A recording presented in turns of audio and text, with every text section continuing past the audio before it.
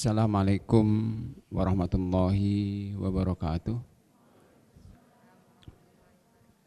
Innal hamdalillahi nahmaduhu wa nasta'inuhu wa nastaghfiruh wa na'udzu billahi min syururi anfusina wa min sayyiati a'malina. May yahdihillahu fala mudilla lahu wa may yudlilhu falan tajida lahu waliyyan mursyida. Asyhadu an la ilaha illallah wahdahu la syarikalah wa asyhadu anna Muhammadan abduhu wa rasuluh. Allahumma salli wa sallim ala nabiyyika Muhammad wa ala alihi wa sahbihi wa man da'a bi da'watihi wa sara ala nahjihi ila yaumiddin.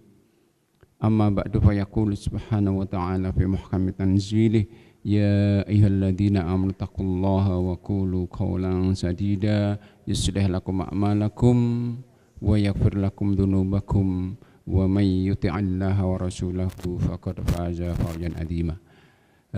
Jamaah sekalian, bapak-bapak, ibu-ibu, saudara sekalian, ikhwah-akhwat rahimakumullah. Alhamdulillah kita bersyukur kepada Allah Ta'ala yang kembali berkenan untuk menyatukan kita di majelis yang mulia ini. Mudah-mudahan ini adalah bagian dari upaya kita untuk lebih meningkatkan kualitas pemahaman kita tentang agama kita, yang mudah-mudahan merupakan bagian dari upaya kita lebih meningkatkan kualitas ibadah kita, yang karenanya dengan niat yang baik tadi mudah-mudahan Allah berkenan untuk mencatat amal kita ini, langkah kita ini sebagai bagian dari ibadah yang akan bisa menambah beratnya timbangan kebaikan kita insyaallah nanti. Jemaah sekalian, materi yang kita bahas adalah materi tentang fikih ya. Fikih itu yaitu pengetahuan yang mengajarkan kepada kita tentang bagaimana kita beribadah kepada Allah Ta'ala. Karena ibadah itu integral sifatnya, ibadah itu mencakup seluruh aktivitas hidup kita, maka fikih itu sebagai satu keilmuan. Dia juga membahas tentang berbagai macam ibadah. Maka dalam fikih disebutkan ada fikih ibadah, ada fikih muamalah, ada fikih jinayah. Nah, yang telah kita bahas yang lalu, fikih ibadah sudah tuntas sampai haji mulai dari taharah. Nah, kita akan memulai bahas bab fikih muamalah. Fikih yang berkaitan dengan interaksi sesama kita. Itu ada dua macam. Pertama yaitu fikih nikah, yaitu menyangkut nanti tentang semua proses yang akan dijalani saat kita nikah sampai nanti pembahasan masalah hukum waris. Dan ada fikih yang berkaitan dengan aktivitas sosial kaitan dengan ekonomi, bisnis, itu fikih muamalah. Yang akan bahas pertama tentang fikih nikah. Jadi begini jamaah sekalian, bahwa pembentukan masyarakat Islam yang dengannya agama Islam, hukum Allah ditegakkan itu suatu kemestian, kewajiban. Nah, masyarakat Islam yang dengan masyarakat itu akan ditegakkan hukum Allah ini terdiri dari personal. Nah, pembentukan personal yang menjadi batu bata masyarakat Islam itu dimulai dari pembentukan pribadi yang dilakukan pertama kali dalam keluarga. Karena itu membentuk keluarga, nikah ini hukumnya adalah sebuah kewajiban. Karena dengannya kita nanti akan membentuk personal yang menjadi batu bata dari masyarakat Islami yang dengannya agama Islam itu akan ditegakkan. Maka itu pernikahan dalam Islam termasuk ibadah yang sangat amat mulia. Bahkan sampai Rasul mengatakan an-nikahu sunnati faman raghiba an sunnati falaisa minnah. Nikah itu bagian dari sunnahku, ajaran yang aku bawa. Siapa yang enggak suka pada sunnah ini maka bukan dari golonganku.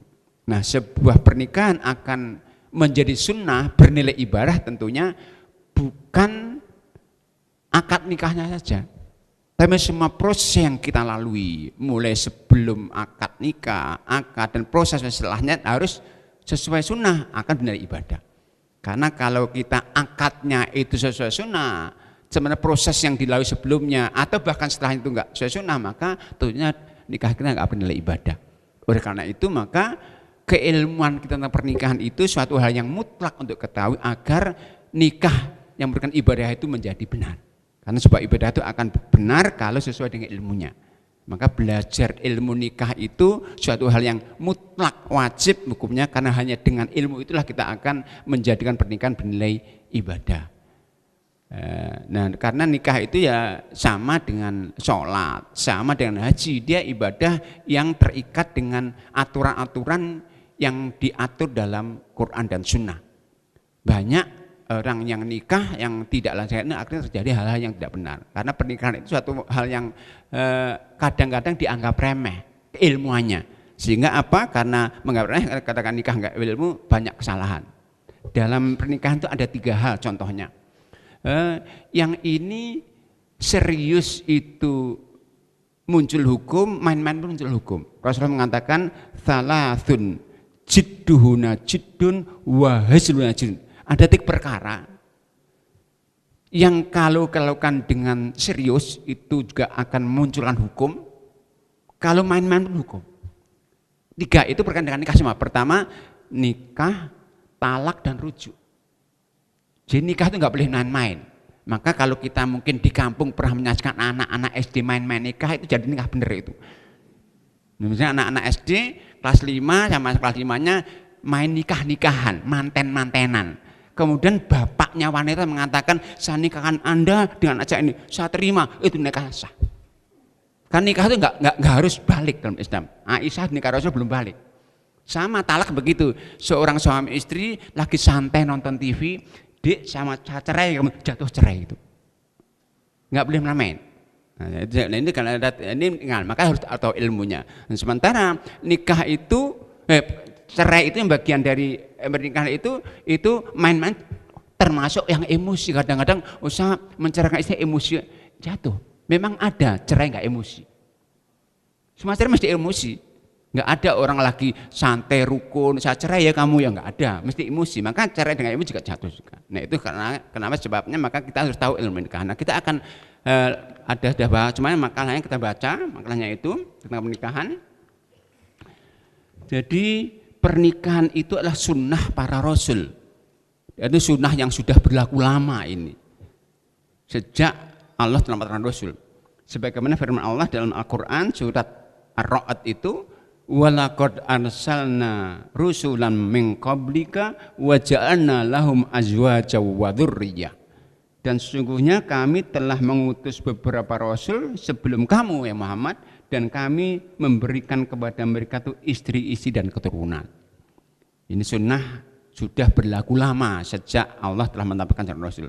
Nah Rasulullah mengatakan hal itu, arba'un min sunanil mursalin al-haya'u wa ta'atturu wa siwak wa nikah. Ada 4 perkara yang merupakan bagian dari sunnah para Rasul, yaitu rasa malu, pakai wangi-wangian bagi laki-laki, pakai siwak, dan nikah. Dan dalam pandangan Islam, nikah merupakan amalan ibadah yang bernilai sangat mulia. Sebagaimana katakan Rasulullah dalam sebuah hadisnya, ketika terjadi suatu hal yang salah, ada 3 sahabat ini datang kepada istri Rasul untuk menanyakan tentang bagaimana Rasulullah itu ibadah. Maka ketika telah dijelaskan oleh Rasul tentang bagaimana Rasulullah beribadah, maka 3 sahabat ini mengatakan, itu kan Rasul, kita kurang kalau gitu. Maka 3 orang semuanya bersumpah untuk ibadah dengan mengatakan, agar aku bisa ibadah optimal, aku akan puasa terus menerus. Yang satu mengatakan, agar aku bisa ibadah optimal, aku tidak akan tidur malam, agar bisa sholat terus. Yang satu mengatakan, agar aku ibadah malam, aku nggak akan nikah. Nah 3 hal itu menjadi bid'ah. Orang kalau nggak mau tidur karena ingin ibadah itu bid'ah. Orang kalau mau puasa terus-menerus dengan ibadah itu bid'ah. Orang nggak mau nikah karena ibadah itu bid'ah. Maka ketika Rasulullah kembali diceritakan istrinya, maka Rasulullah menghimpun para sahabat dan mengatakan hadisnya ini, ala amma wallahi inni la ahsakum lillah wa atqakum lahu lakinni asumu wa uftiru wa usalli wa arkutu wa atazawwajun nisa faman raghiba an sunnati falaisa minni. Kata Rasulullah, ketahuilah demi Allah aku itu orang paling takut kepada Allah Ta'ala. paling bertakwa kepada Allah SWT. Tapi aku juga kadang-kadang puasa, kadang-kadang nggak puasa, kadang-kadang tidur, kadang-kadang sholat, dan juga aku menikah wanita. Maka orang nggak suka pada sunnahku ini bukan dari golonganku. Jadi berikutnya, karena ini ibadah yang sangat mulia, maka kita akan dapatkan banyak hadis ayat yang menganjurkan untuk nikah itu. Di antara ayat-ayat itu disebut banyak itu, surat 30-21, surat 24, 34, 22, dan 16. Bahkan ketika Allah mengatakan wa angkihul ayama minkum, perintah kepada wali untuk menikahkan mereka yang belum nikah itu menjadi kewajiban. Jadi seorang wali, bapak itu wajib menikahkan anak-anaknya yang belum nikah kalau saat mereka sudah cukup mampu untuk nikah itu. Sehingga kewajiban orang tua itu tidak terbatas pada nafkah, tapi juga sampai kewajiban untuk menikahkan anak-anaknya. Nah, dari hadis Rasulullah mengatakan kepada para pemuda, ya ma'syaras syabab, man istata'a minkumul ba'ah falyatazawwad fa innahu aghadul basari wa ahsanul farji wa man lam yastati' fa alayhi bisawmi fa innahu lahu wija. Wahai para pemuda yang sudah mampu dan untuk nikah, segera nikah. Karena nikah itu menjadi sarana yang paling efektif untuk menundukkan pandangan, mengendalikan pandangan, untuk menahan nafsu, dan juga barang siapa yang tidak mampu, belum mampu, maka hendaknya dia puasa, karena puasa itu sebagai terapinya. Berikutnya, karena nikah itu sebuah ibadah nilai tinggi, maka orang ingin nikah itu termasuk orang yang mempunyai hak untuk ditolong Allah SWT. Rasulullah mengatakan salasatun haqqun Allah, anu ada 3 golongan yang mempunyai hak dapat pertolongan Allah SWT, yaitu al-mujahid, orang yang berperang dengan Allah, wal mukatibul ladzi yuridu, yaitu seorang hamba sahaya yang ingin menebus dirinya, dan wan naqihu alladzi yuridul afwa, seorang yang ingin nikah dengan tujuan agar dia bisa mengendalikan dirinya untuk tidak jatuh pada saat perbuatan yang haram. Nah, nikah ini banyak hikmahnya ya. Hikmahnya diantaranya tentunya ia adalah panggilan fitrah manusia. Maka kalau ada satu agama yang mengharamkan nikah, berarti dia bertentangan dengan fitrah manusia. Karena manusia punya fitrah, yaitu untuk nikah, untuk melampiaskan kebutuhan biologisnya. Ia sebagai sarana untuk meraih ketentraman jiwa. Maka Allah mengatakan tentang nikah itu dalam firman-Nya surat 30:21, wa min ayati an khalaqalakum min anfusikum azwajan litaskunu. Nikah itu tujuannya untuk kedamaian. Damai untuk dirinya, damai untuk pasangannya, damai untuk keluarga, damai untuk masyarakatnya. Kemudian berikutnya adalah sebagai sarana untuk mengembangkan keturunan dan menjaga kelangsungan hidup manusia. Ini juga fitrah, ini hak asasi manusia. Seorang yang ada aturan menghalangi nikah, berarti dia adalah melanggar hak asasi manusia yang ditegakkan. Berikutnya sebagai sarana untuk menghindari terjadinya dekadensi moral. Nah, jadi banyak kemaslahatan yang baik yang diharapkan dengan adanya pernikahan. Karena itulah maka sekali lagi kita dapatkan tadi anjuran-anjuran sangat banyak sekali yang menganjurkan kita untuk nikah, karena sekali lagi ini merupakan ibadah yang sangat-sangat dihargai oleh Allah Ta'ala. Nah, tentang hukum nikah sendiri akan berubah hukum itu sesuai dengan kondisi orang masing-masing. Tidak selamanya wajib, bahkan nikah bisa haram hukumnya. Kita lihat di sini, hukum nikah akan dapat berubah sesuai dengan perubahan kondisi seseorang. Pertama, bisa wajib nikah itu hukumnya bagi yang sudah mampu untuk nikah, dan bila tidak segera nikah dikhawatirkan akan terjatuh pada perbuatan-perbuatan dosa. Maka saat itu sudah wajib baginya, wajib ain bagi untuk nikah. Tapi nikah bisa menjadi haram kapan? Bagi seorang yang tahu bahwa dirinya tidak akan mampu melaksanakan hidup berumah tangga. Bisa mendolimi orang lain, mendolimi pasangannya. Kalau dia yakin bahwa dia nggak akan mampu untuk memberikan kebahagiaan pasangannya, memaksakan nikah menjadi haram hukumnya. Kan dalam Islam haram untuk mendolimi diri. Allah mengatakan inni haramtu dzulma ala nafsi faja'altu bainakum haraman fala. Ini aku itu kata Allah mengharamkan berbuat zalim atas diriku, maka aku jadikan dia suatu hal yang haram untuk kalian lakukan. Berikutnya adalah nikah bisa sunnah saja hukumnya.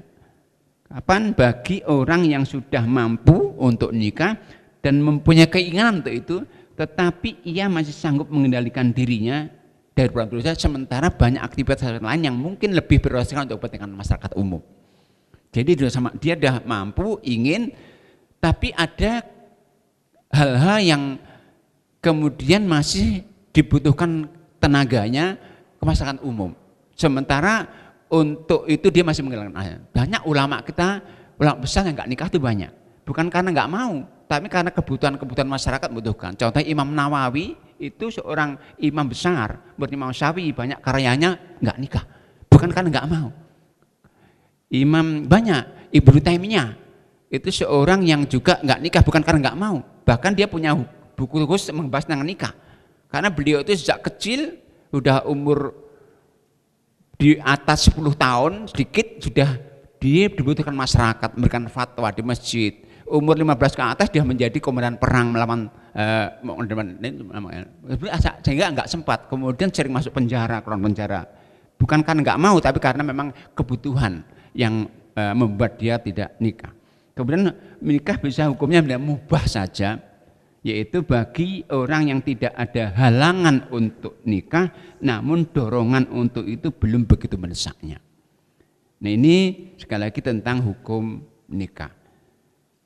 Nah sebelum kita membahas tentang yang lain lebih jauh, untuk nikah itu kita harus ketahui dulu tentang wanita-wanita yang haram untuk dinikah seorang laki-laki. Untuk ketika nanti kita mau nikah, dia harus memastikan bahwa ini memang boleh untuk saya nikahi. Nah, ada dua macam larangan untuk menikah seorang wanita. Pertama adalah larangan menikah wanita untuk selamanya, mu'abbad namanya. Jadi selamanya haram ini, yaitu yang disebabkan 3 hal. Jadi ada wanita-wanita yang dilarang untuk menikah seorang laki-laki untuk selamanya. Itu disebabkan 3 hal. Yang pertama disebabkan karena hubungan nasab, hubungan darah. Itu selamanya itu haram untuk nikah. Yaitu ibu tentunya ke atas tentunya, nenek, anak perempuan ke bawah tentunya, saudara perempuan ke bawah juga. Jadi ponakan itu juga tidak boleh dinikahi oleh pamannya.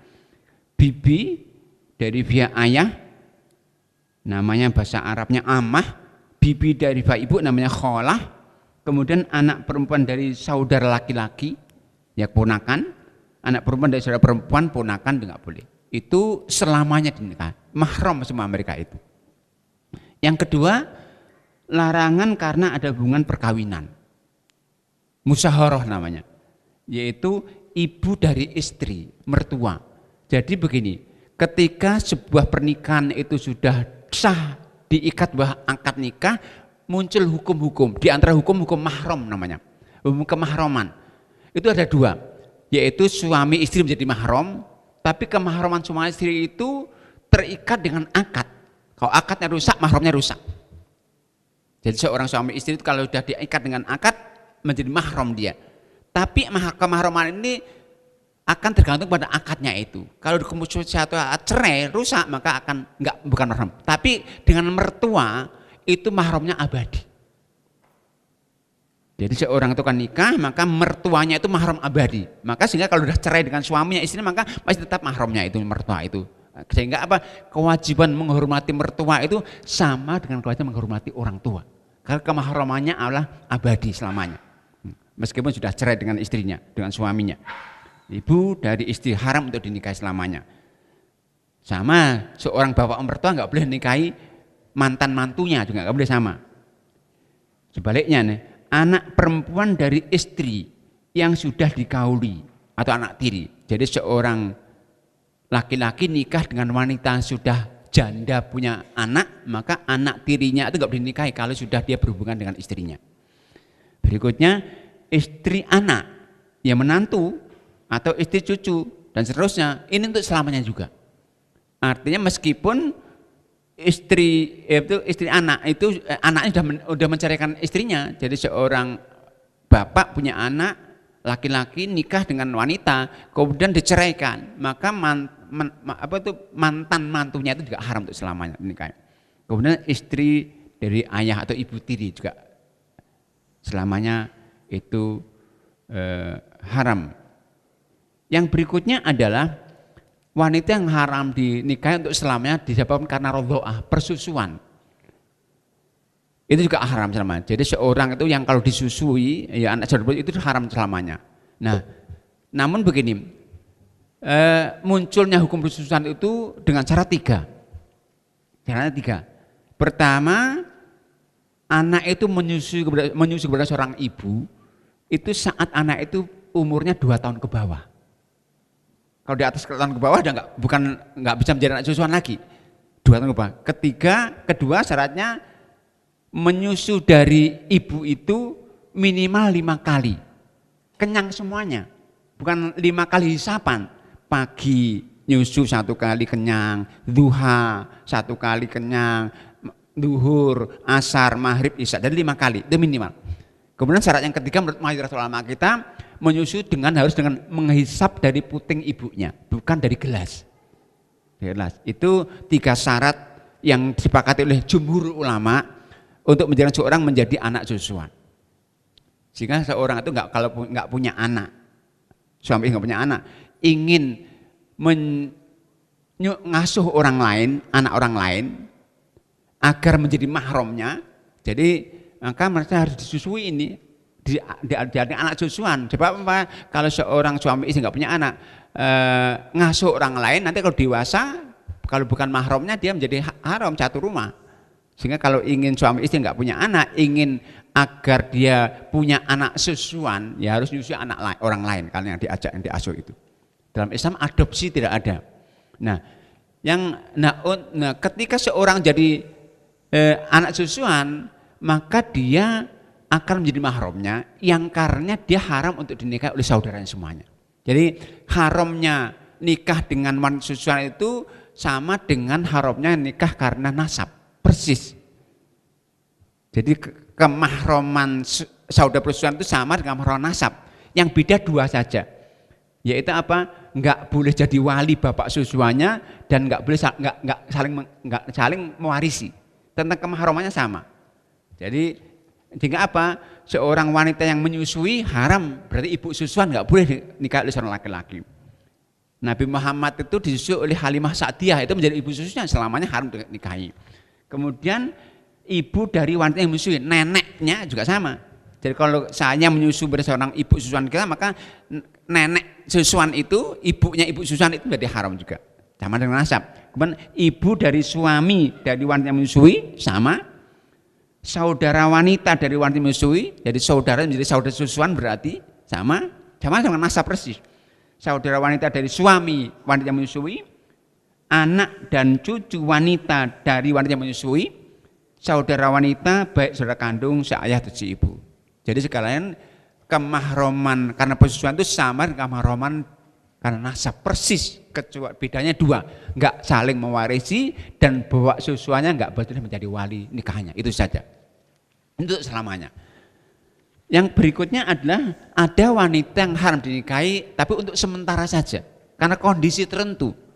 Kalau kondisi itu hilang maka menjadi halal. Yaitu larangan menikahi wanita untuk sementara, muakkad.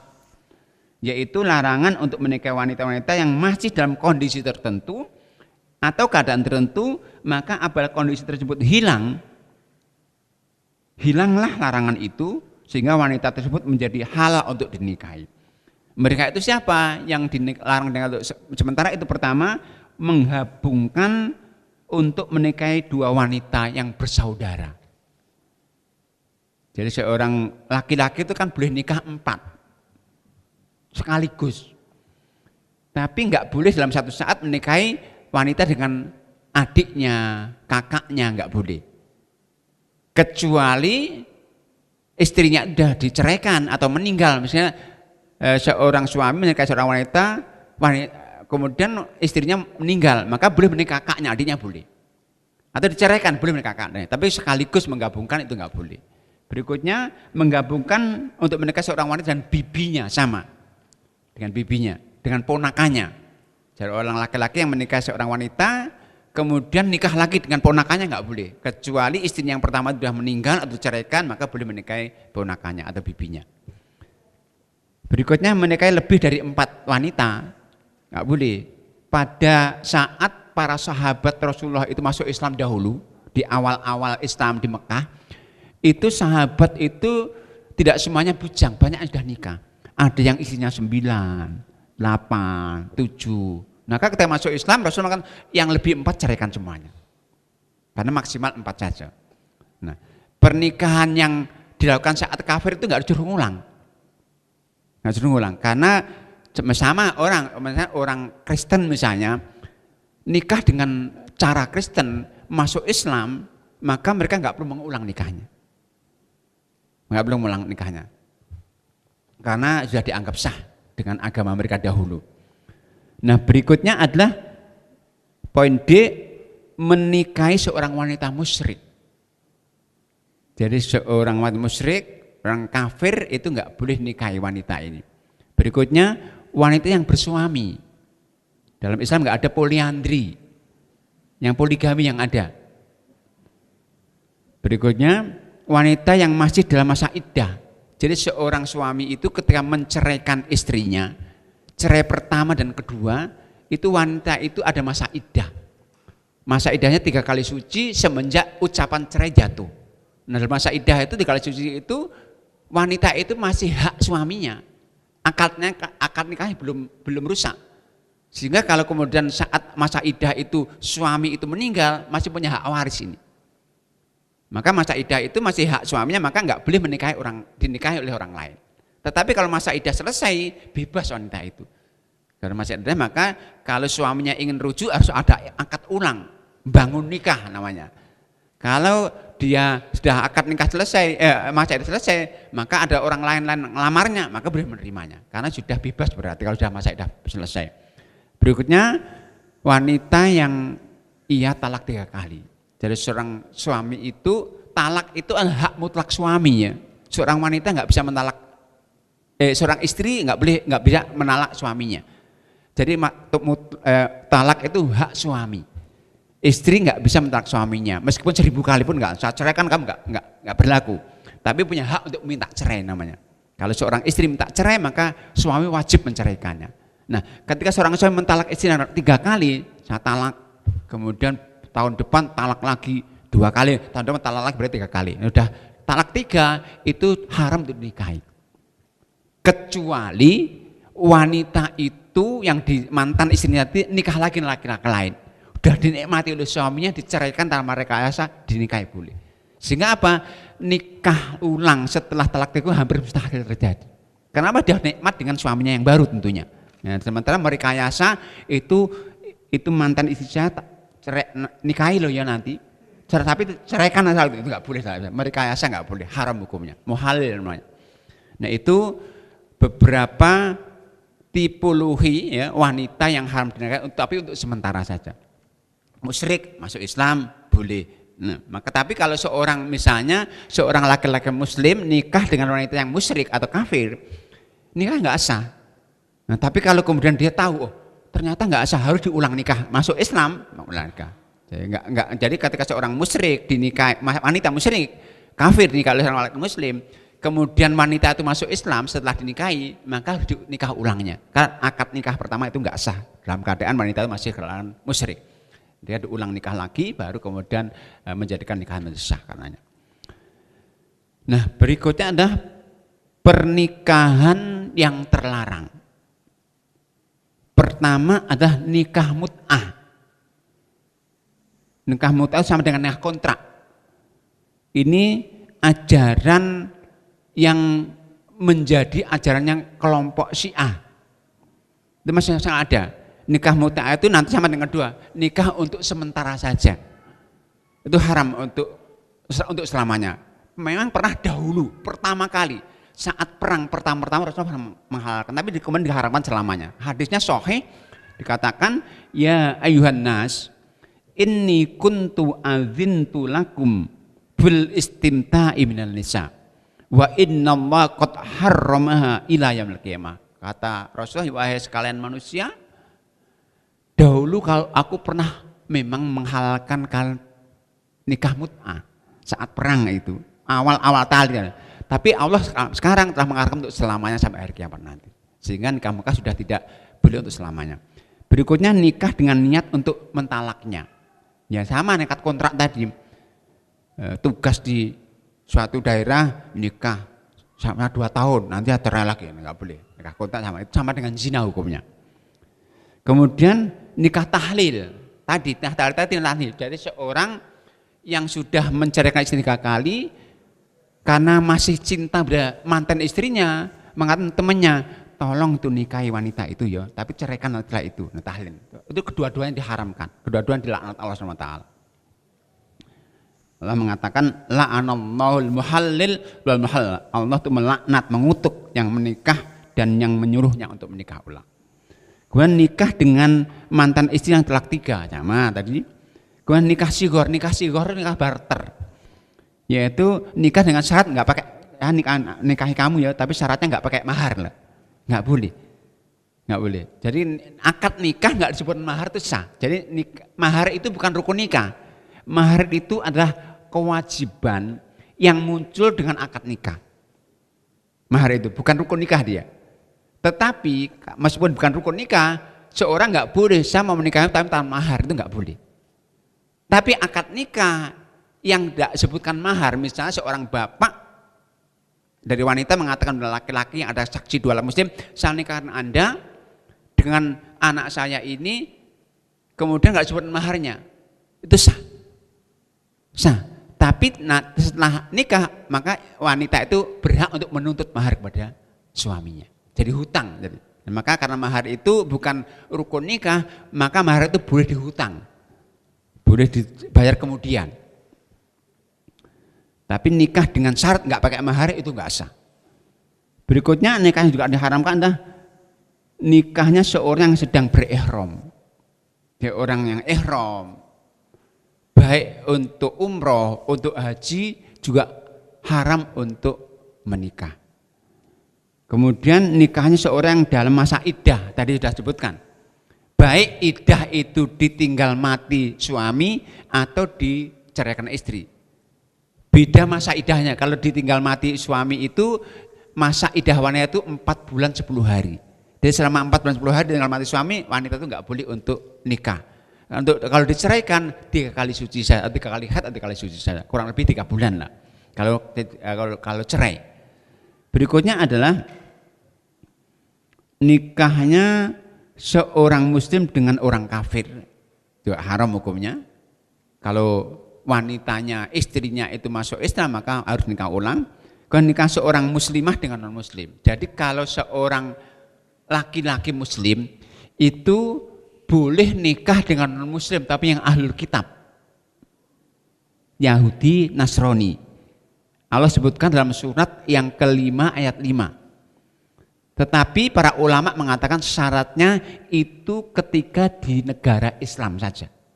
Jadi seorang laki-laki muslim itu boleh nikah dengan ahlul kitab, wanita Yahudi, Nasrani kalau dalam negara Islam. Itu sekali lagi tersebut dalam Al-Quran tentang bolehnya itu surat yang ke-5 ayat 5. Tapi kalau di negara Indonesia bukan, maka nggak boleh hukumnya. Kenapa harus negara Islam? Karena kalau negara Islam itu ada ketetapan laki-laki suami itu menjadi pemimpin dari keluarganya. Sehingga apa? Ketika punya anak ya semuanya harus ikut suaminya.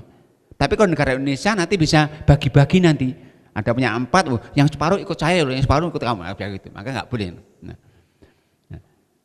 Tapi kalau seorang wanita muslimah itu enggak boleh dinikahi kecuali orang laki-laki muslim saja. Maka seorang wanita muslimah itu enggak boleh dinikahi oleh ahli kitab, enggak boleh. Harus seorang muslim saja.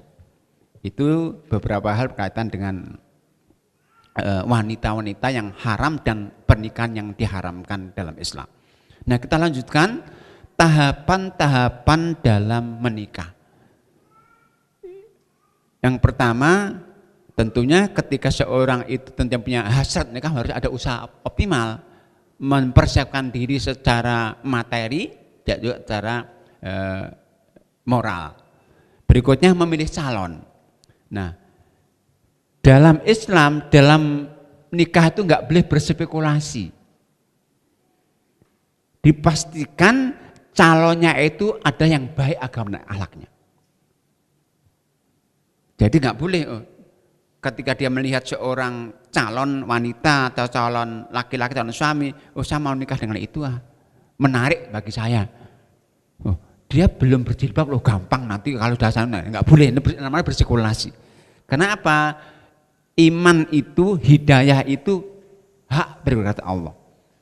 Orang itu mau berjilbab, mau taat ibadah itu hidayah Allah. Nah hidayah itu karena berallah, maka Allah nggak pernah memberikan kepada seorang menjadi distributor hidayah. Sehingga nggak boleh kalau nanti jadi istri saya jilbabi, itu namanya menjadi mengambil hak berkata Allah namanya itu. Nah, kadang-kadang kita milih yang jadi itu salah, apalagi yang masih spekulasi ya. Yang jadi kadang-kadang salah, apalagi yang spekulasi akan lebih salah lagi. Maka nggak boleh dalam Islam berspekulasi dalam memilih calon, itu nggak boleh. Harus dipastikan itu baik agama dan akhlaknya. Nah, dan itu pun nggak boleh hanya sekedar informatif, nggak boleh. Harus ada observasi. Katanya nggak boleh, katanya harus observasi. Dipastikan. Maka itu suatu saat begini, ada seorang pada zaman Umar di Madinah, ini bukan orang Madinah, tapi ketika tinggal di Madinah dia menginginkan menikah seorang wanita Madinah. Akhirnya dia datang kepada Umar, ya Khalifah, saya memiliki keinginan untuk menikah seorang wanita. Akhirnya Umar tanya, apakah Anda punya kenalan dari orang Madinah yang bisa merekomendasikan bahwa Anda itu orang baik? Oh saya punya. Akhirnya benar, didatangkan kenalannya itu. Akhirnya Umar tanya, engkau kenal ini? Kenal. Engkau pernah berdagang dengannya? Belum. Pernah safar dengannya? Belum. Pernah menginap dengannya? Belum. Belum kenal kamu. Jadi nggak sekedar informasi saja, bukan. Jadi pengakuan bukan, tapi ada observasi dipastikan untuk baik agama dan akhlaknya. Nah, yang berikutnya tadi, parameter untuk memilih calon itu adalah pertama yang baik agama dan akhlaknya, orang bertakwa. Suatu saat jadi Imam Ali bin Abi Thalib itu yang khalifah yang keempat menantu Rasulullah itu punya anak yang alim. Di antaranya Hasan Husain. Nah, Hasan lebih alim dari Husain. Hasan lebih alim dari Husain. Nah, suatu saat Hasan ditanya oleh seorang dengan mengatakan, ya Imam Hasan, saya li bintun uhibbuha sholihah. Saya punya anak wanita yang sholihah, yang aku cintai. Biman uzawwiju. Aku harus nikahkan dengan siapa ini? Maka Imam Hasan langsung mengatakan, zawwijha biman yattaqillah. Nikahkan anak Anda dengan orang yang bertakwa. Pasti baik agamanya.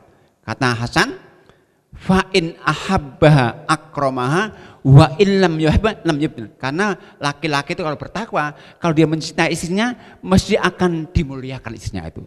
Tapi kalau enggak mencintainya, enggak akan mendoliminya. Jadi sekali minimal enggak mendoliminya, kalau enggak cinta enggak akan mendoliminya. Mesti akan diberikan hak-haknya. Itu orang bertakwa. Nah, kemudian berikutnya bukan orang musyrik atau orang kafir atau orang ateis atau bukan orang yang fasik yang suka melanggar aturan agama Islam, maksiat.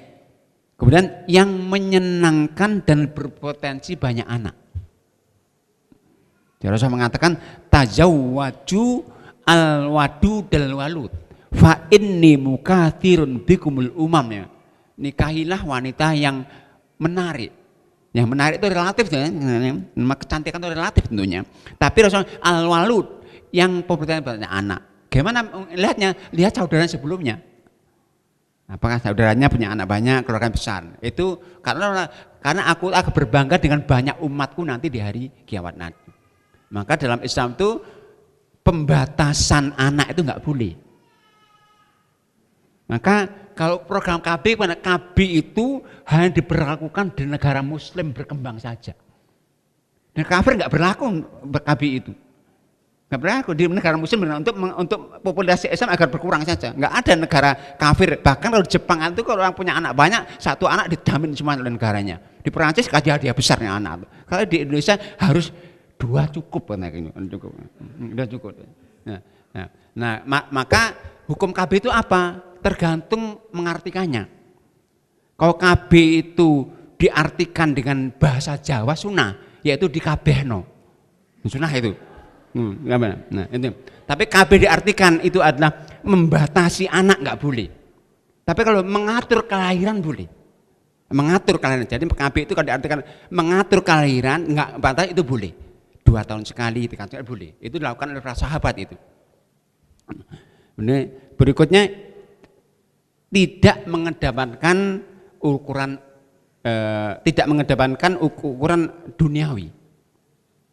Karena Rasulullah mengatakan dalam hadis berikutnya ini, tungkahul mar'atu li arba'in.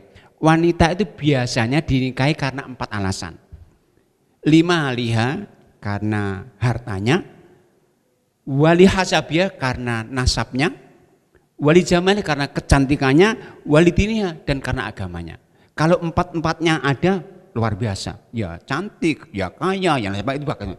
Tapi kalau masing-masing ada 4, masing-masing punya kelebihan satu, yang satu nasabnya baik tapi yang lain enggak, maka kalau saya mengatakan fatfar bidzatiddin. Beruntunglah Anda kalau memilih wanita yang karena agamanya. Taribat ya, kalau enggak akan celaka kamu. Berikutnya adalah kata Rasulullah ukuran kebaikan wanita calon itu, kata Rasulullah, khairun nisa man idza nadharta ilaiha sarratka wa idza amartaha ata'atka wa idza aqsamta 'alaiha abarratka wa idza ghibta anha hawidatka fi nafsiha wa malika. Rasul mengatakan sebaik-baik wanita adalah apabila kamu memandangnya akan menyenangkanmu, apabila kamu memerintahkan akan mematuhimu, apabila kamu memberinya akan menerimanya, dan apabila engkau pergi dia akan menjaga dirinya dan hartamu. Nah itu untuk ukuran wanita. Intinya yang baik agamanya. Sama laki-laki, untuk laki-laki sama karakternya, parameternya juga yang baik, kualifikasinya baik agama kan. Rasulullah mengatakan idza atakum man tardawna dinahu wa khuluquhu fazawwiju illa taf'aluhu takun fitnatul arid wa fasadun arid. Rasulullah mengatakan, wahai para wali, para bapak, kalau ada laki-laki datang kepadamu ingin melamar anakmu, yang kau tahu anak itu baik agama, maka nikahkan anakmu dengan laki-laki itu. Kalau tidak akan terjadi fitnah nanti. Ini sekali lagi sebagai kualifikasi yang Rasul tetapkan untuk memilih calon, baik calon wanita atau calon laki-laki, calon istri atau suami yang baik agama dan akhlaknya. Nah berikutnya, untuk memilih calon itu tentunya kita menentukan kualifikasi dulu dengan menentukan orangnya. Disocok-cocokkan tidak, tapi pilih kualifikasinya ini baru mencari orangnya. Cocok nggak kualifikasi ini? Jangan nyari orangnya dulu, dicocok-cocokkan tidak. Jadi kualitasnya tetapkan dulu baik agama, carikan yang ini. Bisa meminta bantuan dari orang lain tentunya. Nah, kemudian setelah kualifikasi terpenuhi, calon sudah ada, maka tidak boleh berlama-lama proses itu. Jadi kalau seorang laki-laki itu menginginkan seorang wanita nggak boleh diboking lama-lama. Segera prosesnya. Fitnah terjadi nanti, maka segera khitbah. Proses berikutnya khitbah. Khitbah itu kalau bahasa kita meminang, melamar. Nah, yaitu caranya dengan menyatakan keinginan untuk menikahi seorang wanita, baik secara langsung, boleh langsung sendiri, atau melalui walinya. Dan dalam hal ini harus terpenuhi 2 syarat. Yaitu untuk meminang, mengkhitbah itu 2 syarat. Pertama, tidak didahului oleh pinangan orang lain. Jadi kalau wanita sudah dipinang orang lain, nggak boleh dia mengambil pinangan orang, kecuali yang menang pertama mengizinkannya. Itu sama dengan membeli ya. Kalau kita proses membeli, itu kalau saat kita menawar belum selesai tawarnya, orang lain nawar itu haram hukumnya itu. Sama ini, seorang yang sudah meminang kok kemudian datang orang lain meminang lagi, nggak boleh. Nah, kecuali yang pertama kali melepaskan, yang mengizinkan. Yang kedua, tidak terhalang dengan hal-hal syar'i, artinya memang wanita itu sah untuk dinikahi halal. Jadi bukan wanita tak bersuami, tidak wanita yang haram dinikahi, tidak dalam iddah dan sebagainya. Itu 2 syarat yang mengikat dalam kaitan khitbah atau meminang. Nah, konsekuensi hukum dari khitbah. Jadi pertama, khitbah itu bukan nikah ya, pendahuluan, prolog saja. Maka nggak muncul hukum baru. Setelah khitbah nggak boleh lagi. Belum boleh untuk bergandengan, berboncengan. Nah, karena ini bukan nikah, ini saya peruluh saja, maka nggak muncul hukum baru. Nah, hukum yang muncul apa? Diperbolehkan bagi seorang yang akan meminang untuk melihat wanita yang akan dipinangnya. Sunnah bahkan itu. Kata seorang sahabat datang kepada Nabi untuk menikahi seorang wanita Madinah, engkau sudah melihat? Belum, lihat dulu. Yang dengan melihat itu mudah-mudahan akan bisa lebih mendorong kamu untuk menikahinya. Jadi boleh melihat. Tupan untuk melihat itu juga harus didampingi oleh mahramnya. Enggak boleh berduaan melihatnya. Mahramnya. Dan yang boleh lihat hanya wajah dan telapak tangan saja. Nah, maka itu aurat wanita itu kan semua ketuban kecuali wajah, telapak tangan. Telapak tangan itu yaitu punggungnya termasuk ini bukan aurat. Jadi wanita sholat itu kalau ini terbuka nggak masalah. Sehingga untuk melihat wanita itu juga para ulama mengatakan untuk wanita yang boleh dilihat apa? Wajah dan telapak tangannya, termasuk punggungnya. Para ulama mengatakan kenapa? Wajah menunjukkan kecantikannya, punggung melihat kulitnya. Sebenarnya kalau punggung nggak lihat ini cuma juga putih semua kan, orang hitam ini putih semuanya juga itu. Sama nggak ada ini yang hitam, orang hitam ya ini putih juga. Nah, maka boleh punggungnya melihat itu. Berikutnya adalah khitbah hanyalah pendahuluan nikah dan bukan akad nikah yang karenanya tidak ada hukum baru yang timbulkannya kecuali satu, yaitu apa? Larangan bagi laki-laki lain untuk meminang wanita tersebut kecuali dengan izin yang meminangnya terdahulu. Itu hukum yang muncul dengan khitbah, yaitu hanya ada larangan untuk meminang orang lain, meminang wanita itu saja. Yang lain tidak ada. Nah itu proses berikutnya. Nah proses berikutnya apa? Kalau sudah dipinang harus segera ditentukan kapan akadnya. Nggak boleh berlama-lama ya, sesegera mungkin. Untuk tidak menimbulkan fitnah-fitnah yang baru. Nah akad nikah ini sebagai awal sahnya pernikahan. Maka akad nikah itu dalam Islam sebagai proses yang sangat sakral. Disebut dalam Al-Quran 2 kali dengan sebutan namanya mitsaqon walidhon, yaitu perjanjian yang sangat kokoh. Karena apa? Dengan akad nikah ini maka akan terjadi perubahan yang sangat fundamental, yang haram menjadi halal, yang maksiat menjadi ibadah, yang kebebasan menjadi tanggung jawab. Jadi sebelumnya wanita laki-laki nggak boleh bergandeng, jadi bergandeng menjadi ibadah itu maksudnya. Nah, maka jadi akad nikah itu awal proses sahnya nikah karena terjadi perubahan yang sangat radikal, sangat fundamental, yang haram menjadi halal, yang maksiat menjadi ibadah, yang kebebasan menjadi tanggung jawab. Nah, cuman untuk sahnya akad nikah ini ada aturan-aturan mengikat. Yang pertama rukun. Satu rukun nggak ada, nggak sah akad nikah itu. Apa itu rukun pertama? Ada calon mempelai laki-laki yang ridho, bukan dipaksa. Kemudian ada calon mempelai wanita yang juga ridho, nggak boleh dipaksa. Jadi pemaksaan nggak boleh. Nggak boleh. Sebagai seorang tua orang nggak boleh memaksa anaknya untuk menikah, sama seorang anak wanita nggak boleh nikah tanpa restu orang tuanya. Karena apa? Nikah itu untuk kedamaian. Kalau seorang wanita memaksakan diri untuk menikah tanpa izin bapaknya, ya bisa nggak damai dengan bapaknya. Mungkin bisa damai dengan suaminya, tapi nggak damai dengan bapaknya. Itu maka nggak boleh seorang wanita memaksa diri untuk menikah dengan calon laki-laki tanpa restu pada orang tuanya menjadi wali sahnya itu. Nah, maka yang ketiga wali yang sah. Jadi wali itu hanya dari jalur laki-laki bapak, dari bapak dari laki-laki. Jadi yang pertama bapaknya, kakek dari bapaknya, kakek dari ibunya enggak. Adik dari bapaknya, laki-laki, kakak dari bapaknya, kalau laki-laki dari ibunya enggak. Jadi paman dari ibu enggak jadi wali. Jadi sekarang wali itu hanya dari laki-laki jalur bapaknya saja, bukan jalur ibunya. Nah, kalau kemudian enggak ada maka baru wali hakim. Wali hakim itu pemerintah. Kalau dari undang-undang Indonesia, undang-undang nomor 1 itu pemerintah, KUA. Namun wali hakim ini baru boleh menikah seorang wanita, syaratnya apa? Wanita nggak punya wali. Atau wali yang sah mengizinkannya, mewakilkannya. Seperti contohnya begini, seorang wanita muslimah sementara semua bapaknya itu non muslim. Semua paman non muslim. Nggak ada, nah itu nggak punya wali namanya. Atau seorang yang lahir karena zina, itu nggak punya wali. Jadi seorang yang lahir karena zina itu nggak punya wali. Jadi seorang laki-laki perempuan zina, kemudian hamil, itu kemudian nikah, itu nikahnya sah ya. Jadi seorang wanita yang zina itu kemudian hamil, kalau yang menikahi yang menzinanya itu sah. Tapi kalau yang menikahi laki-laki lain nggak boleh. Allah katakan dalam surat yang ke-24 ayat 3, wazaniyatu la yankihuha illa zanin. Wanita yang zina itu yang boleh nikah yang menzinanya saja. Cuman anaknya hasil zina itu nggak bernasab kepada bapaknya, nasab kepada ibunya. Bapaknya bawa biologis saja itu. Karena apa? Pertumbuhan itu sebelum ada akal yang sah. Maka karena itu bapak biologis, maka kalau anak yang hasil zina itu wanita, bapaknya nggak berhak menjadi wali. Walinya wali hakim. Maka nasabnya pun nggak boleh ke bapaknya, nasabnya ke ibunya itu. Seperti Isa bin Maryam.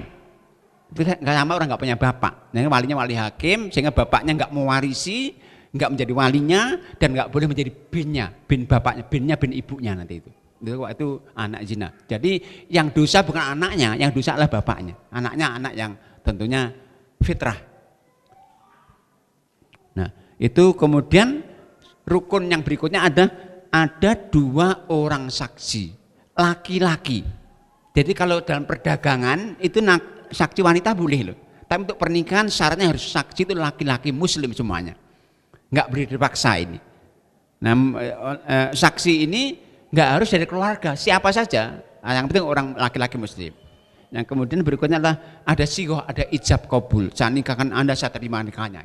Itu 5 poin yang menjadi rukun nikah. 1 saja itu nggak terpenuhi maka nggak sah nikahnya. Nah, berikutnya syarat-syarat nikah.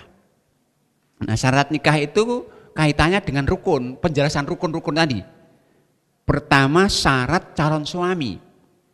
Seorang calon suami itu syaratnya untuk bisa nikah, pertama dia bukan mahram dari calon istrinya.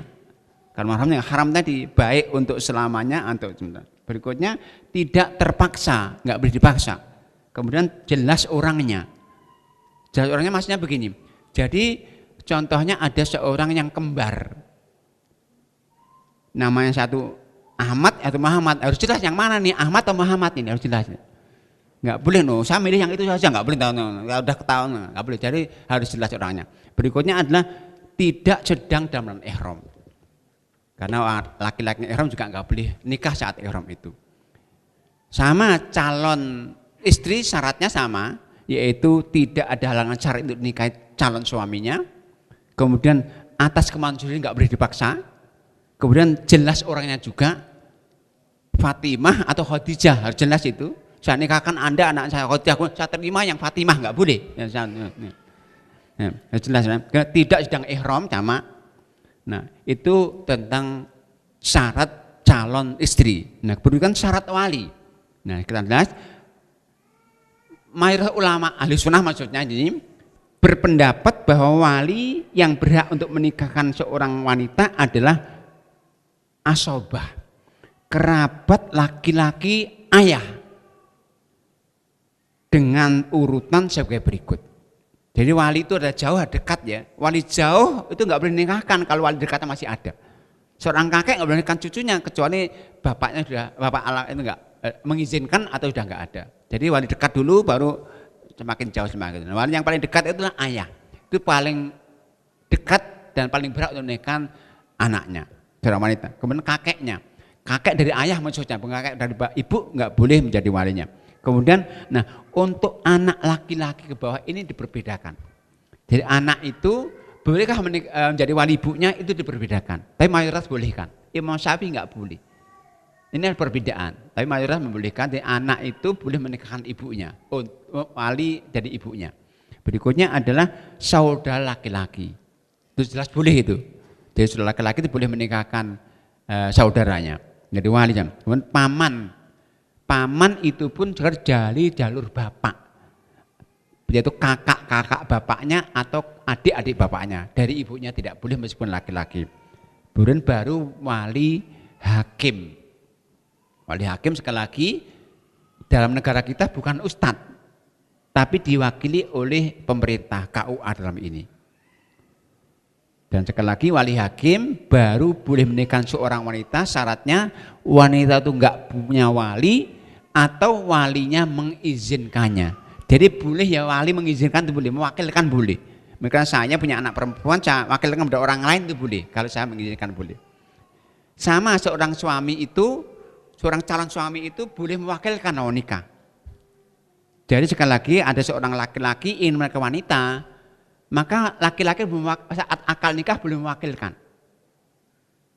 Rasulullah itu ketika menikahi seorang sahabiah itu pernah mewakilkan saat sahabiah itu di Habasah, Rasulullah waktu di Mekah mewakilkan kepada seorang sahabatnya untuk mewakili dia menikahi seorang wanita. Jadi boleh perwakilan. Jadi semua yang jadi wali termasuk calon suami boleh mewakilkan dirinya kepada orang lain. Berikutnya syarat-syarat dari wali. Jadi seorang wali akan berhak menjadi wali, syaratnya dia Islam. Kalau non muslim nggak boleh. Kemudian laki-laki telah balik, telah berakal. Kemudian adil. Nah adil ini relatif tentunya. Cuman para ulama mengatakan adil, untuk menentukan adil itu minimal dia tidak sering melakukan dosa besar. Nggak sering menjalankan sholat. Nggak. Nah, kemudian tidak sedang dalam ihram. Jadi seorang yang ihram pun di samping nggak boleh menikah, nggak boleh juga menikahkan. Itu syarat bagi wali. Nah untuk rukun yang keempat saksi syaratnya juga ada. Saksi artinya dia muslim, laki-laki nggak boleh seorang saksi seorang wanita telah balik, berakal, juga adil. Sama adil itu relatif, maka para ulama mengatakan adil itu minimal tidak sering melakukan dosa besar. Kemudian dapat mendengar dan melihat, karena saksi ya nggak mendengar namanya nggak bisa jadi saksi. Kemudian tidak terpaksa, tidak sedang dalam ihram, dan memahami bahasa yang dipergunakan dalam ihram meskipun bukan bahasa ibunya.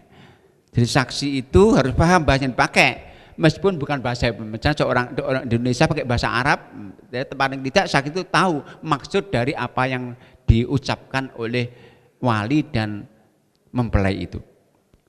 Nah syarat berikutnya syarat dalam sighah ijab kabul. Rukun yang terakhir dari ijab kabul. Apa pertama, dengan bahasa yang dimengerti oleh yang melakukan akad, baik oleh penerima akad atau oleh saksi, meskipun bukan dengan bahasa ibu. Kedua, dengan kalimat yang jelas menunjukkan arti nikah. Saya nikahkan Anda, saya kawinkan Anda. Zawwiju atau ungkihu. Kemudian ada kesinambungan antara ijab dan kabul. Enggak boleh ada jeda waktu panjang. Meskipun ini kalau 5 menit itu masihan. Jadi ada kesinambungan. Enggak boleh misalnya di pagi hari walinya saya nikahkan Anda dengan anak saya dengan mahar ini, setelah sholat baru saya terima, enggak boleh. Nah, jadi kalau jedanya sedikit enggak masalah. Selama dalam majlis itu, kalau luar masjid enggak boleh. Luar majlis maksudnya. Harus masih di dalam majlis. Kalau sudah pisah majlis enggak boleh lagi. Namanya jeda panjang itu. Berikutnya adalah ada kesesuaian dengan antara ijab dan kabul. Tadi saya katakan, saya nikahkan Anda dengan anak saya dengan Fatimah. Harus sesuai ya, saya terima anak putri Anda Bapak Fatimah itu. Enggak boleh menyebut wanita yang lain. Berikutnya tidak terikat dengan syarat tertentu. Saya terima karena anak Bapak dengan waktu 1 tahun, enggak boleh. Jadi syaratnya harus mutlak. Jadi nikah itu harus untuk selamanya.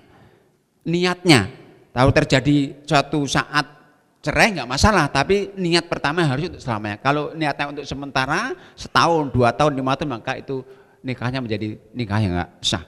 Nah itu beberapa, saya tambah satu tema lagi ya, yaitu tentang sunnah-sunnah dalam akad nikah. Jadi akad harus terjadi sudah sah itu, muncul hukum nanti, tapi dalam akad ada sunnah-sunnahnya. Apa sunnahnya? Pertama adalah khutbah nikah. Dan khutbah nikah itu dilakukan sebelum akad, bukan setelah akad. Kalau setelah akad namanya mauidhah namanya. Jadi khutbah itu dilakukan sebelum akad. Yang berikutnya ada doa untuk kedua mempelai. Barakallahu laka wa baraka alaika. Kemudian iklan diumumkan Maka dalam Islam nikah siri itu enggak sunnah. Nikah diumumkan. Untuk apa? Untuk menghindari fitnah. Kalau orang itu nikah siri diam-diam, maka akan jadi fitnah, nanti orang akan saling menggunjing. Itu siapa itu kok runtang-runtung kedua, enggak boleh. Maka iklan, maka Bakar mengatakan a'linu hadan nikah wajibul masjid. Umumkan nikah itu, dan umumkan itu sunnahnya di masjid. Karena masjid itu jamaah yang tentunya akan bisa menampung banyak orang. Berikutnya walimah. Walimah itu bagian dari sunnah nikah, dan sunnahnya tentunya segera.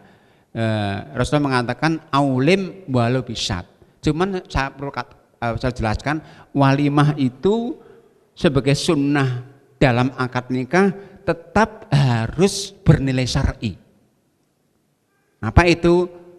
Tidak boleh ada hal-hal yang haram di situ, termasuk ikhtilat, yaitu bercampurnya laki-laki wanita. Itu nggak boleh lagi agar nikahnya bernilai ibadah.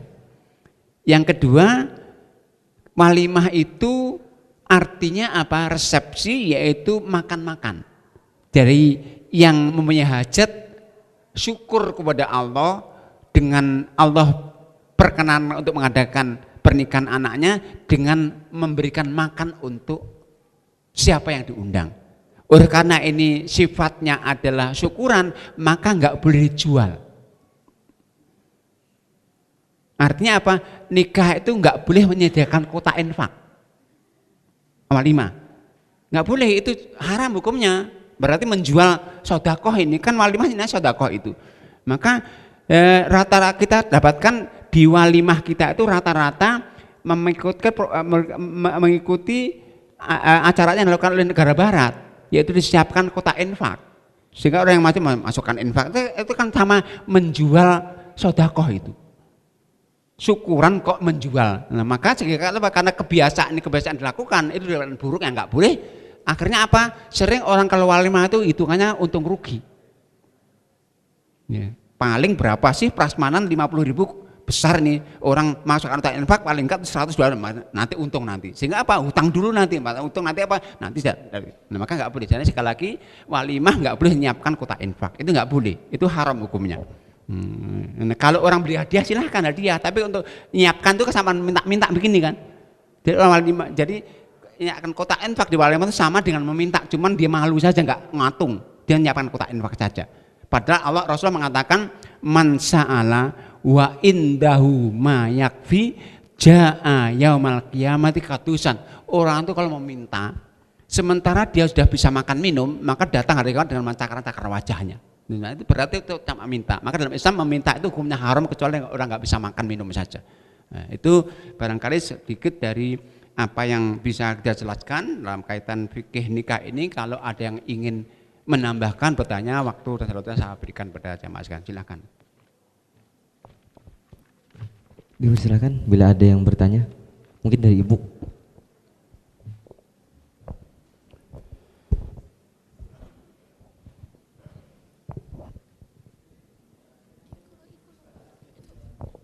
Ibu.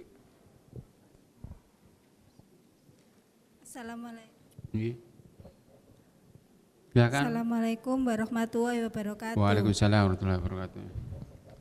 Ini Pak Ustadz, saya mau menanyakan tentang syarat wali. Iya. Itu di sini, dan yang saya ketahui memang syarat wali itu harus dari kerabat laki-laki ayah. Iya. Jadi misalkan seorang ayah meninggal digantikan oleh kakek dari ayah. Ya. Iya. Nah, dan seterusnya di sini anak laki-laki ke bawah itu maksudnya dari saudara si calon istri itu atau dari saudara ayah? Yang mana itu? Yang C itu. Anak. Iya. Ya anak, jadi anak itu bisa menikahkan ibunya.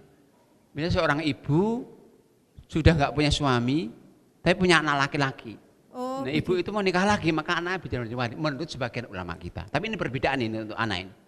Jadi seorang anak itu, misalnya ada seorang ibu sudah nggak punya suami, tentunya ini ingin nikah lagi, walinya siapa? Bisa anaknya, anak laki-laki maksudnya, yang sudah balik berakal.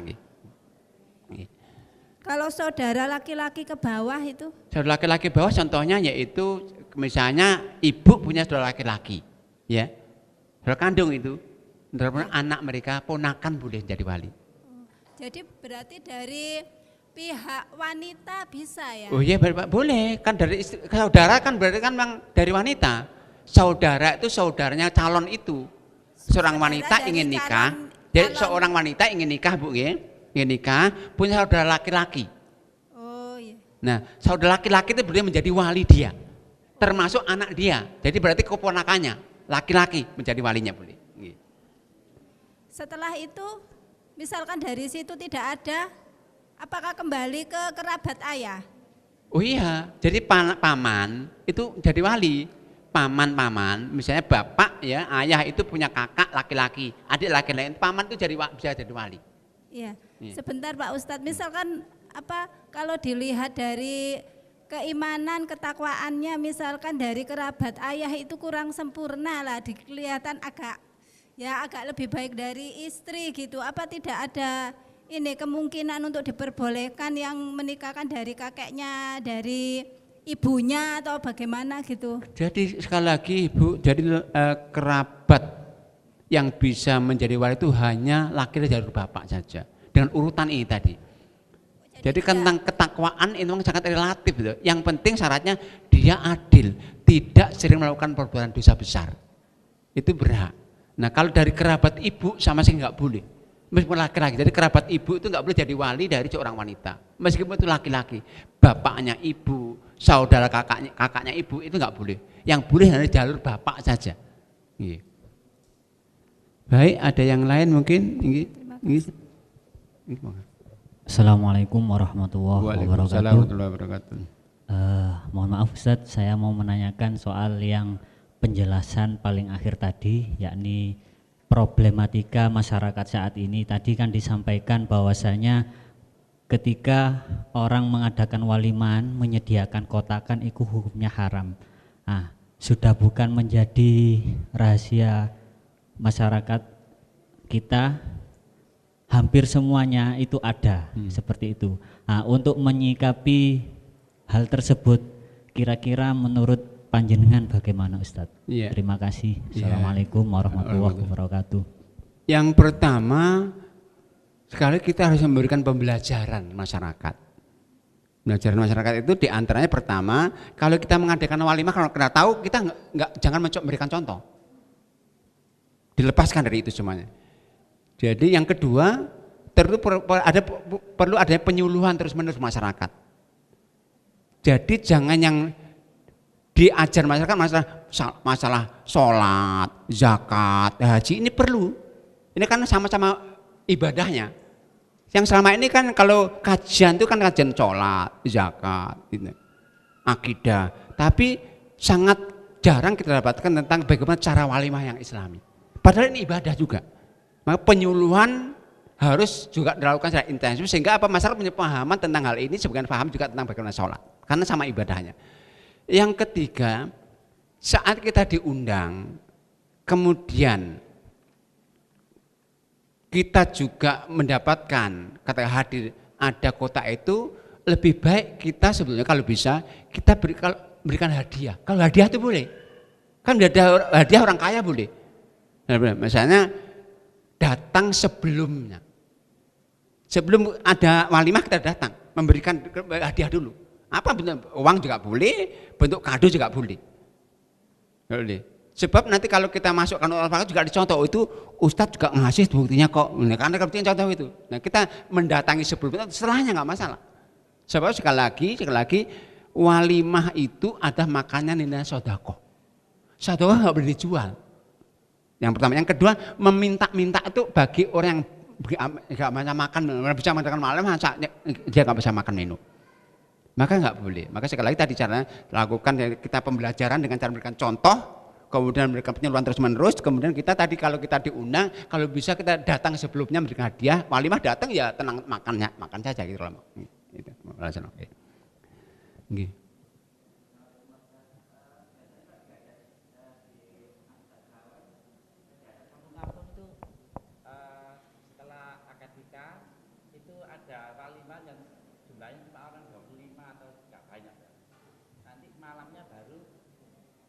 Iya. Enggak masalah. Enggak masalah. Resepsi 2 kali 3 kali enggak masalah. Enggak masalah. Tapi walimahnya itu yang apa? Yang itu yang pagi itu, Pak. Enggak masalah. Jadi walimah itu intinya apa? Intinya adalah mengucapkan rasa syukur dengan memberikan makan minum. Cuman sebetulnya begini, Rasul mengatakan dalam sebuah riwayat kan, syarrut ta'ami ta'amul walimah. Seburuk-buruk makanan itu makan walimah. Kenapa? Walimah itu kan Indonesia kok, mestinya paling berhak orang miskin. Kita pernah ada melihat walimah yang diundang tukang becak semuanya, enggak ada. Karena yang diundang biasa makan juga, kerabat yang biasa makan juga. Meskipun boleh itu, meskipun boleh, karena nilainya walimah itu sedekah. Ya sedekah. Jadi sekali lagi, kalau 2 kali macam-macam walimah ini mungkin mengundang sebagian lagi, nanti mengundang sebagian lagi, nggak masalah. 2 kali 3 kali nggak masalah. Kalau memang punya harta lebih, nggak masalah. Tapi yang kedua itu sama saja nggak boleh Bapak. Kami nggak boleh. Kotak infak kan minta-minta kan itu kan. Sekali lagi meminta itu bagi yang sudah makan minum nggak boleh. Artinya begini, man sa'ala wa indahu ma yakfi ja'a yaumal qiyamati kadusan. Orang kalau meminta sementara dia sendiri sudah bisa makan minum, maka datang hari teman cakar wajahnya, dosa. Nah, sama tadi kalau walimah kedua kali minta-minta ini sama. Kan memberikan kotak itu kan sama minta Pak. Cuman enggak ngatung aja kan. Misalkan kotak yang dihiasi gitu aja kan. Namanya enggak boleh. Ada yang lain mungkin nggih monggo. Assalamualaikum warahmatullahi wabarakatuh. Waalaikumsalam warahmatullahi wabarakatuh. Saya ingin menanyakan Ustadz terkait pemilihan calon. Ya, apabila ada seorang yang kita ketahui baik akhlaknya, agamanya, namun dari segi orang tua mungkin kurang menyetujui karena hal keduniawian atau karena pekerjaannya, hartanya atau apapun itu, kira-kira gimana hukumnya? Yeah. Kemudian yang kedua, bagaimana hukumnya kalau kita saat akad mengundang anak yatim dan mengharapkan agar dibantu untuk doa? Gimana? Mengundang anak yatim saat akad nikah untuk mengharapkan supaya dibantu doanya, karena kan doa anak yatim kan lebih cepat ijabah ya. Sekian. Assalamualaikum warahmatullahi wabarakatuh. Jadi nikah itu untuk mencari kedamaian. Allah katakan surat 30 ayat 21, litaskunu ilaiha. Nah, kedamaian yang diharapkan muncul dengan akadnya itu bukan kedamaian suami istri, tapi kedamaian semuanya, kedamaian suami istri, keluarganya, masyarakatnya. Maka untuk itu kalau mau nikah seorang itu jangan kemudian tiba-tiba. Orang tua kadang-kadang kaget langsung ditembak, saya mau nikah bebok Bapak, enggak karena kaget. Sehingga enggak disuruh, maka dikomunikasikan dulu sebelumnya agar orang tua juga punya kesempatan untuk menyeleksi siapa calon mantunya itu. Bisa mendadak, enggak ada kok orang tua tuh ingin anaknya celaka, enggak ada. Mesti orang tua menilai anaknya baik-baik. Sama calon menantu orang tua enggak mau, calon menantu buruk enggak boleh. Enggak mau, enggak ada. Mesti akan, maka sekali lagi jangan sampai kita memaksakan nikah tanpa restu orang tua. Nggak akan damai. Kalau dipaksakan, artinya orang tua terpaksa, damai kan bisa orang tua nggak mau jenguk anaknya, nggak cucunya. Kira-kira damai nggak kalau kemudian orang tua kita nggak manggil cucunya? Nggak akan damai. Maka jangan dipaksakan. Maka komunikasikan jauh-jauh sama orang tua untuk kemudian orang tua melihat calon kita sehingga nanti bisa menyelesaikan. Kalau belum setuju ya cari alternatif lain. Jangan terpaku pada calon satu saja. Udah cinta, nah. Cinta itu muncul setelah akad nikah, bukan sebelumnya. Allah katakan kan wajah alakum mawad, dan orang Allah menjadikan yang membuat cinta itu Allah kok, bukan kita kok. Kadang-kadang orang pacaran 10 tahun nikah buyar 10 hari saja. Banyak, tapi tanpa pacaran yang abadi juga banyak. Jadi yang membuat cinta itu Allah, bukan kita. Jangan saya belum sesuai, saya ingin nyocokkan dulu 10 tahun, 5 tahun dulu, namanya nggak boleh dalam Islam. Jadi sekali yang membuat itu Allah SWT. Ya, maka Allah katakan, mungkin bisa baca surat 30 ayat 21. Setelah nikah wajah lakum mawaddah warahmah. Jadi yang membuat itu Allah SWT. Maka jangan dipaksakan diri untuk menikah tanpa restu orang tua. Berikutnya yang kedua tadi apa? Nah, boleh tadi sekali lagi boleh. Jadi sekali lagi dalam Islam berdoa itu kewajiban, kebutuhan. Nah, berdoa itu dalam Islam boleh pakai sarana, namanya tawasul. Tawasul boleh, tawasul dengan amal soleh, tawasul dengan orang soleh, tawasul dengan asmaul husna, termasuk tawasul dengan orang-orang anak yatim, nggak masalah. Untuk tawasul untuk berdoa nggak masalah, nggih boleh. Nggih ada yang lain mungkin, nggih monggo itu ada yang belakang mungkin. Nggih. Mungkin satu pertanyaan lagi ya dari belakang yang duluan. Nggih. Ada mic belakang.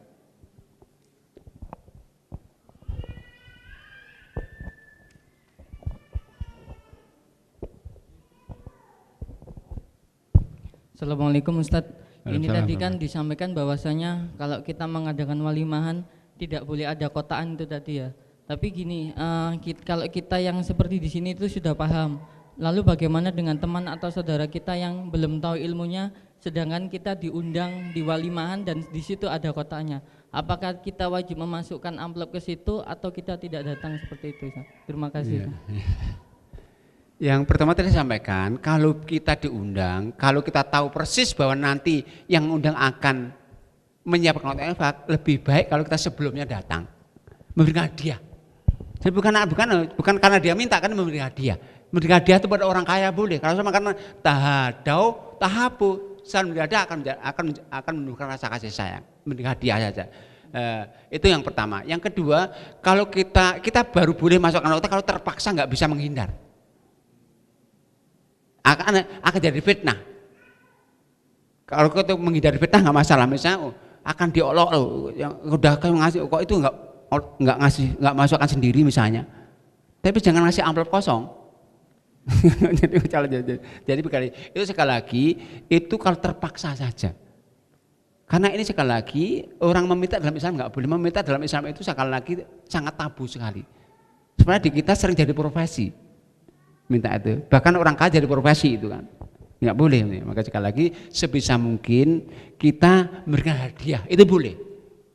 Hadiah bisa dalam bentuk uang, dalam bentuk uang lainnya, kado yang dibutuhkan kira-kira apa, nggak masalah. Tapi sekali lagi ketika kita orang meminta-minta, kita beri tahu orang itu kita bisa membantu dia untuk nanti mencakar-cakar wajahnya nanti. Waalaikumsalam. Assalamualaikum warahmatullahi wabarakatuh. Saya mau bertanya tentang ada juga fenomena nikah itu yang mempelai laki-lakinya tidak di tempat yang sama seperti telekonferensi ya, mungkin seperti itu. Apa boleh seperti itu nikah itu? Nikah jarak jauh maksudnya? Iya, nikah jarak jauh satu. Terus yang kedua tentang contoh dari Pak Ustadz tadi bilang meminang itu tidak boleh kalau seandainya ada yang sudah meminang juga. Tapi saya yang contoh Pak Ustadz tadi tentang jual beli, tapi yang saya tanyakan tentang jual beli. Nah, kalau sistem lelang itu misalnya barang harga 50.000, siapa yang mau berani? Saya 30.000, terus ada yang lagi mau saya 40.000, saya 45.000. Itu kan belum putus seperti itu. Itu sebenarnya sah apa tidak hal yang seperti itu? Terima kasih. Assalamualaikum warahmatullahi wabarakatuh. Baik. Yang pertama apa? Nikah jarak jauhnya. Jadi sebetulnya akan lebih baik kalau suami nggak ada di tempat di mana wali wanita itu ada, lebih baik mewakilkan. Seperti Rasul mewakilkan pada sahabatnya. Yang kedua, kalau itu pakai telekonferensi, pakai apa saja, itu boleh kalau sudah dipastikan. Cuma yang jadi masalah saksinya gimana nanti? Kan ada 2 saksi kan akad nikah itu kan. Nah, kalau ada wakilnya kan ada saksi kan. Tapi kalau pakai telekonferensi di Amerika pakai telepon saja, nanti saksinya gimana? Repot nanti. Lebih baik tidak menurut saya. Kalau bisa dipastikan ada saksinya aja, tapi itu akan sulit itu. Sementara kalau media itu kan bisa direkayasa juga.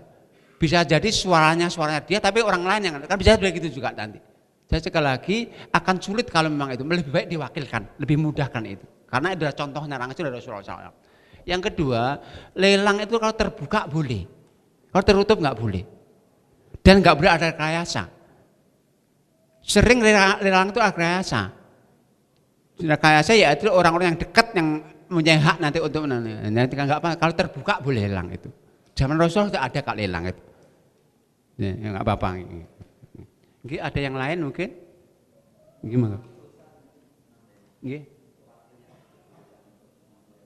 Jadi sekali wakil boleh. Jadi Rasulullah ketika seorang sahabat yang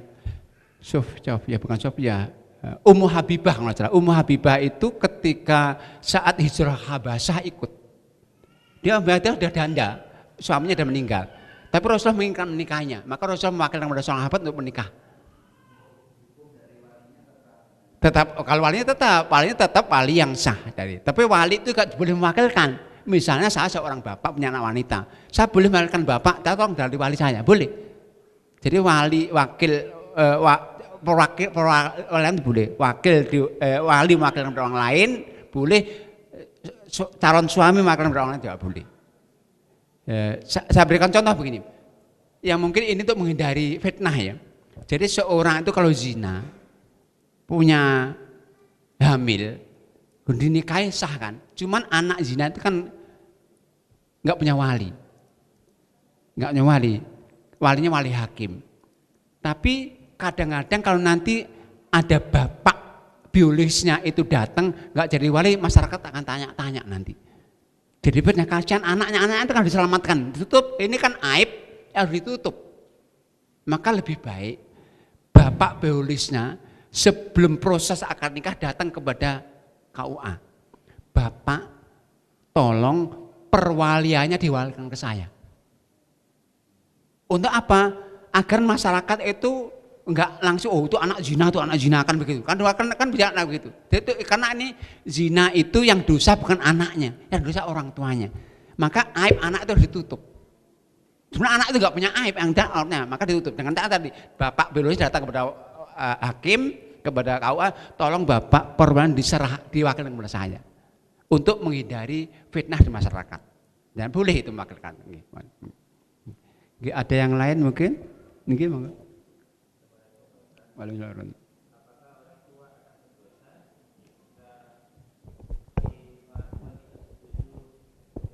Pada di sini jika ada kekurangan, mungkin si calon hartanya kurang atau dari keturunannya jelek atau kecantikannya kurang, padahal si calon itu sudah memenuhi parameter tersebut. Iya. Apakah orang tua berdosa? Benar, kalau alasannya karena itu Allah mengancam itu dengan kehinaan, memang nggak boleh. Iya. Maka sekali lagi jangan anak-anak itu kalau menikah dengan cara menembak orang tuanya langsung mendadak, komunikasikan jauh-jauh hari, agar tidak terjadi hal-hal yang tidak diinginkan saat nikah. Kadang-kadang itu terjadi karena terlalu mendadak, sering terjadi karena mendadak. Bapak saya punya calon ini, tolong. Bapaknya nggak punya kesempatan untuk mengevaluasi, untuk melihat itu. Memang nggak boleh, orang tua itu juga nggak boleh menghalangi anaknya nikah dengan calon yang sesuai kualifikasi Islam, nggak boleh memang. Tapi sekali lagi itu sering terjadi karena mendadak. Soalnya ya mungkin dijalani, dilihatkan kayak misal 6 bulanan ditunjukkan kalau si calon ini sudah benar-benar sudah memenuhi kriteria, tapi si orang tua ini tetap ngotot gitu. Nggak boleh. Itu tetap. Ya. Dan sekali lagi komunikasi harus dilakukan secara bijaksana. Kalau memang anak itu nggak mampu mengkomunikasikan calon kepada orang tua, tolong memakai media yang lain. Mungkin ustadz, mungkin tokoh, mungkin pamannya, Pak D-nya untuk mengkomunikasikan. Maka jangan mendadak. Orang tua itu sering terkaget ketika kemudian anaknya langsung mendadak minta dinikahkan. Maka sekali lagi jauh-jauh sebelumnya komunikasikan. Kalau nggak mampu langsung anaknya sendiri, pakai sarana yang lain. Minta tolong orang lain, tokoh masyarakat yang ada untuk komunikasikan. Nah kalau sampai akhir jangan memaksakan diri. Masa sih nggak ada calon yang lain? Banyak kok calon yang lain, Nggih.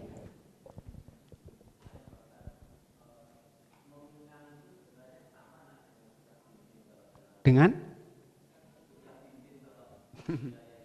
ya,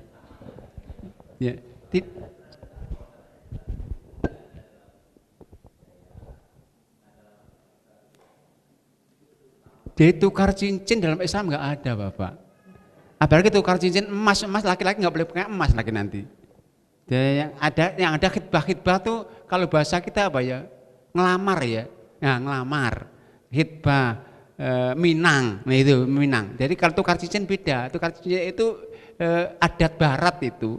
Dan tukar cincin dalam Islam nggak ada. Apalagi kalau tukar emas jadi haram hukumnya nanti. Kalau saling beri hadiah nggak masalah. Calon suami ngirim hadiah kepada calon istrinya, kemudian balik ini nggak masalah. Kalau dalam orang Jawa namanya ada peningset lagi itu. Itu hadiah, kalau nanya hadiah nggak masalah itu. Tapi kalau jadi syarat nggak boleh. Kalau syarat nggak boleh. Kalau jadi hadiah nggak apa-apa. Yang jadi masalah kalau jadi syarat. Kalau yang nanti kewajiban itu ada namanya mahar. Dan mahar itu hak istri loh ya. Artinya apa? Mestinya calon suami ini ketika mau menikah seorang wanita, sebelum akad nikah nawarkan pada calonnya, Anda nanti minta mahar apa?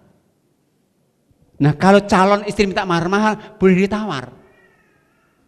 Boleh tawar mahar biasa itu. Kalau mahal tapi setuju, boleh diutang. Boleh mahar kan boleh, nggak harus cash kan. Nah cuman di Indonesia itu jarang terjadi. Tabuan. Sehingga apa, wanita kalau tawar, Anda minta mahar, terserah loh. Nah, kalau terserah, akhirnya laki-laki sama nama kasih mau kena saja. Ya, rugi wanitanya. Jangan mau gitu. Minta aja nggak mahal apa-apa, nawar nanti tawar. Kalau di Indonesia malu-malu, kalau tawar terserah lah apa. Nah, akhirnya terserah, cari mau kena, udah kasih mau kena. Maharnya apa? Denganmu kena, sudah cukup ini. Boleh mahal itu mahal. Kalau Allah mengatakan kintoron, banyak pun nggak masalah mahar itu. Dan mahar itu hak istri, bukan hak suami, bukan hak orang tua, hak istri. Nah istri maka sudah berikan, nggak boleh suami mengatakan itu jual maharmu itu, nggak boleh. Kecuali istri kalau diberikan nggak masalah. Mungkin dicukupkan Ustaz dengan doa dan kesimpulan. Baik, mungkin itu yang bisa dibahas pada kesempatan ini. Kurang lebih saya mohon maaf tentunya. Mari kita akhiri dengan doa. A'udzubillahi minasyaitonirrajim. Bismillahirrahmanirrahim. Alhamdulillahirabbil alamin, hamdan yuwafi ni'amahu wa yukafi'u mazidah.